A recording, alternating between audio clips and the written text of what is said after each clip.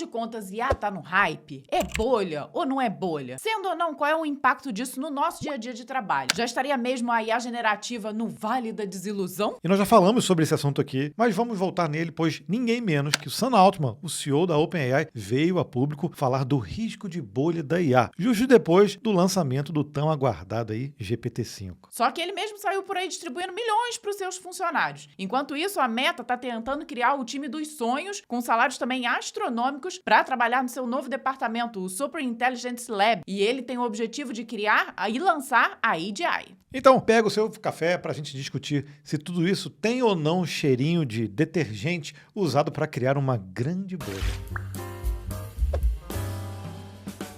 E olha só o que a gente falou um ano atrás sobre isso. No final, é bolha ou não é bolha? Eu não acredito que seja uma bolha, mas acredito também que tem muito marketing envolvido. Então tá um pouco inflado de qualquer forma, né? Não tem como a gente não comparar com o que aconteceu lá na bolha dos anos 2000, lá das .com, né? Claro que lá era bolha. Para mim, isso aqui tem tudo cara de bolha, cheira a bolha, mas o que acontece? Gera valor. Ou seja, no final das contas, vai ter muita gente saindo fora do mercado, vai ter muita gente percebendo, olha, isso aqui gera valor, isso aqui não gera valor, e no final das contas a gente vai ver muita coisa boa saindo disso aí. Para entender esse hype, nada melhor do que dar uma olhada nesse gráfico aí. E a Gartner fez justamente o levantamento agora em 2025, onde a IA generativa já está ali no meio do caminho, entre o pico das expectativas infladas e o vale da desilusão. Então, preste atenção. Você tem aqui o eixo Y, que são as expectativas, e o X, que é o tempo. E nada melhor do que o tempo para a gente avaliar se aquilo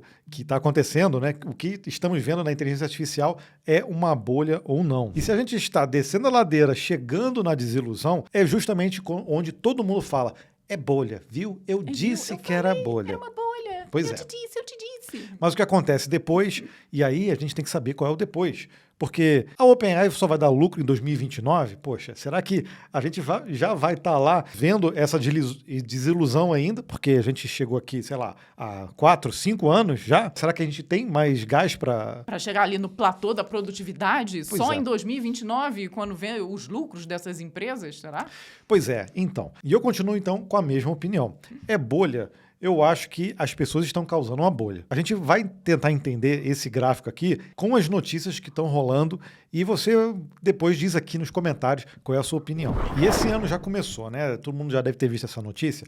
A batalha aí, OpenAI, o Google, xAI e a Meta por super talentos. Tem empresa, inclusive, de ex-funcionários da OpenAI que nem tem produto ainda e já vale bilhões. Pois é, e olha só, o recrutamento aumentou para níveis profissionais de atletas. Olha só que absurdo. Então tem gente ganhando mais sendo engenheiro de software do que jogando futebol. Mas peraí, absurdo também não, né? Isso quer dizer que quem joga futebol tem que ganhar mais? Não, mas não é comum. É. Aí não é algo que acontece por padrão na vida do ser humano, Então, Gabriel. olha só, os principais pesquisadores da OpenAI podem ganhar mais de 10 milhões de dólares por ano. Poxa, eles têm que ser super qualificados, então eles têm que ganhar isso realmente. Pois é, e o próprio Mark Zuckerberg já saiu à caça desses talentos e simplesmente para um dos engenheiros ele gastou 250 milhões de dólares, cerca de 1,4 bilhão de reais aí. Pois é, e essa pessoa tem apenas 24 anos. Mas o que acontece? A OpenAI também começou a oferecer, porque ela está vendo que os talentos estão indo embora. Por isso que a gente tem que ficar olhando, pô, isso sim gera bolha no mercado, tá? Porque aí todo mundo vai achar, poxa, tá todo mundo ganhando milhões e milhões e milhões, então basta estudar IA que a gente já está feito. Mas não é bem assim, né? A OpenAI, por exemplo, ó, já está oferecendo bônus para 1.000 funcionários de milhões também. Ainda não se sabe se é 1 milhão, 1,5 milhão, mas provavelmente isso é para todo mundo ficar ali feliz de estar trabalhando dentro da OpenAI. Imagina isso. 1.000 funcionários, 1,5 milhão. Pois é, aqui até fala, né, que o bônus aí de vários milhões de dólares vão ser destinados a funcionários de cargo de pesquisa técnica e engenharia. Então, realmente, aquele pessoal super especializado. E que vai ser decidido ali com base no desempenho, experiência e na função de cada um dos funcionários. Mas, realmente, é uma forma do Sam Altman segurar a galera dentro da OpenAI. Tá, mas pensa bem, bônus, pô, geralmente vem quando você tem uma lucratividade, né, alguma coisa assim. Não é o caso da OpenAI. Claro que as empresas podem dar bônus enquanto não tem lucro, mas enquanto tem dinheiro em caixa também, né? E justamente por isso, a OpenAI está gastando muito dinheiro e não terá lucro até 2029, analisa o banco. A OpenAI deve alcançar valor de mercado potencial na casa dos 700 bilhões até 2030. Isso explica muito, porque manter o hype dos modelos novos de GPT-5, ele já confirmou o GPT-6 e ele já tinha falado lá atrás. A gente até fez vídeo quando ele confirmou que faria o GPT-5, que esse provavelmente seria o último modelo da empresa, porque esse já seria a AGI. E não é o que a gente viu, né? E o interessante é que essa notícia aqui desse levantamento foi mesmo antes dele começar a distribuir esses bônus, viu?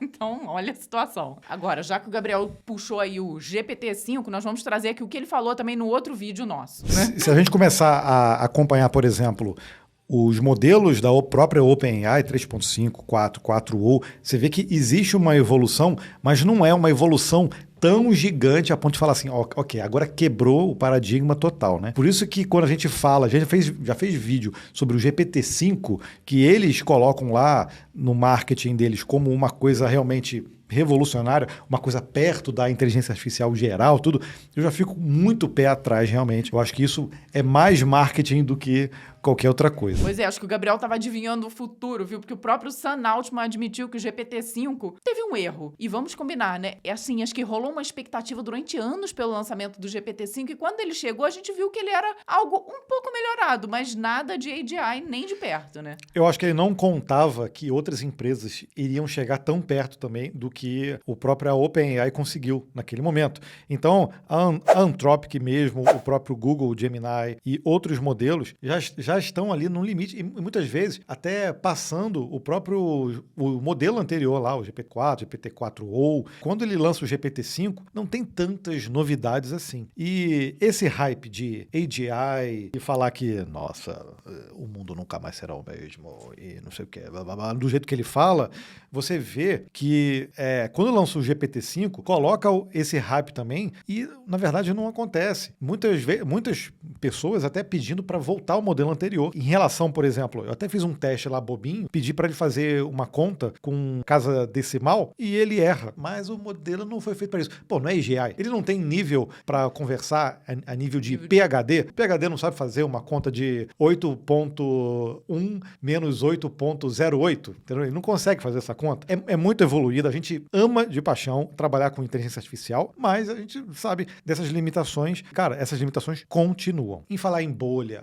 é bolha, não é? O próprio Sam Altman já está falando sobre isso. E o que a gente falou no nosso vídeo, que a gente comparou com a bolha das .com, lá nos anos 2000, ele mesmo fez essa comparação. Olha só, ele compara o cenário atual com o boom das .com e afirma que, apesar da empolgação exagerada, a segue como revolução central. Agora sim eu concordo. Esse é o Sam Altman dos anos 2001, porque ele mesmo lá atrás, quando ele lançou, se não me engano, o GPT 3.5, você lembra que ele falou? A gente não vai conseguir evoluir tanto o modelo, porque a gente vai ficar sem dados para treinamento daqui a pouco. E se eu não me engano, ele falou isso, em 2026 nós não teremos mais dados. Então, me parece que agora ele está puxando um pouquinho mais para a realidade do que nós estamos vendo que está acontecendo. Existe uma evolução, mas ela não é mais exponencial, nem de perto, né? Agora, pensa, se o cara tem na mão uma empresa que está com um valuation perto ou quase perto de 700 bilhões, você acha que ele vai falar sobre a real, sobre os modelos, sobre os produtos e sobre o que está acontecendo? Claro que não.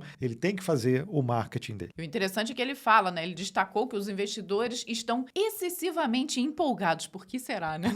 Com essa tecnologia. Embora considere a IA o avanço mais significativo em muito tempo. Para ele, assim como na era dos .com, há um núcleo de verdade sustentando o entusiasmo. Mas a especulação pode inflar expectativas e valores de mercado. Pronto. Aí, Poxa. é bom que talvez ele se encaixe nos dois, né? No núcleo que criou ali o chat GPT, revolucionou, todo mundo se apaixonou pelo o poder do que ele faz, e ao mesmo tempo ele é que cria aí essa super expectativa no mercado, viu? E já tem muitos casos de empresas se dando muito bem, mas levantamentos já mostrando que a adoção de inteligência artificial nem sempre dá certo, tá? Então, por exemplo, lá no MIT, eles fizeram um relatório mostrando que 95% das companhias estão falhando ao tentar implantar projetos de inteligência artificial generativa, por vários motivos diferentes, tá? Cada um tem a sua particularidade, mas olha só, ferramentas genéricas como o ChatGPT se destacam para os indivíduos por causa de sua flexibilidade, mas elas paralisam o uso corporativo, já que não aprendem ou se adaptam aos fluxos de trabalho. Então, esse pode ser um dos motivos, tá? Outra coisa que eu achei interessante é, as startups lideradas por jovens de 19 ou 20 anos, por exemplo, viram as receitas saltarem do 0 para 20 milhões em um ano. É porque eles escolhem um ponto de dor, executam bem e fazem parcerias inteligentes com empresas que usam suas ferramentas, tá vendo? Mas, para 95% das empresas do conjunto de dados, a implementação do relatório, né? A implementação de IA generativa está aquém. Então, tem vários motivos aí que podem ser explanados. O próprio relatório cita isso, mas a verdade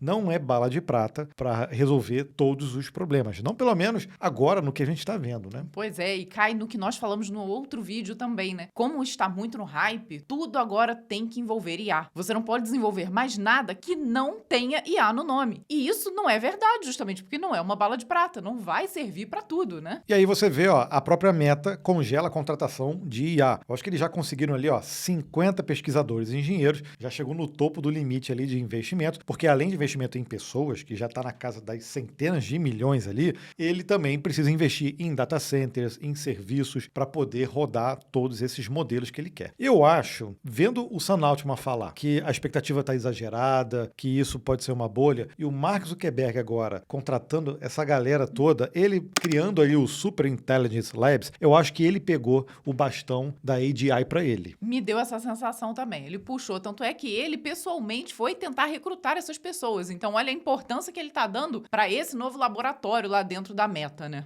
E aí, o que você acha do que está acontecendo nesse momento? Ou qual é o momento que a gente está agora? Mostra de novo aí o gráfico para a gente ver. A gente está na queda, aquela expectativa exagerada, ou está na desilusão completa? E quando que a gente vai chegar na parte da produtividade realmente? Que é o que a gente tem defendido. Aqueles projetos que estão gerando valor, aquilo que realmente faz diferença, isso vai ficar. Como ficou lá nas .com também, na crise das .com. Mas o problema disso é porque antes o que sobrou? A internet. A internet não morreu, várias iniciativas vingaram. Só que agora a gente não tem só o desafio da inteligência artificial em si, o que ela faz, o que ela não pode fazer. A gente tem desafios energéticos, desafios de infraestrutura, desafios de dados, desafios de propriedade intelectual em relação ao uso de dados e de segurança, que eu acho que aumentou demais, e por aí vai, né, cara? Então, me diz aqui o que você acha disso tudo e eu te vejo no próximo vídeo. Até lá. Tchau, tchau. Tchau, tchau.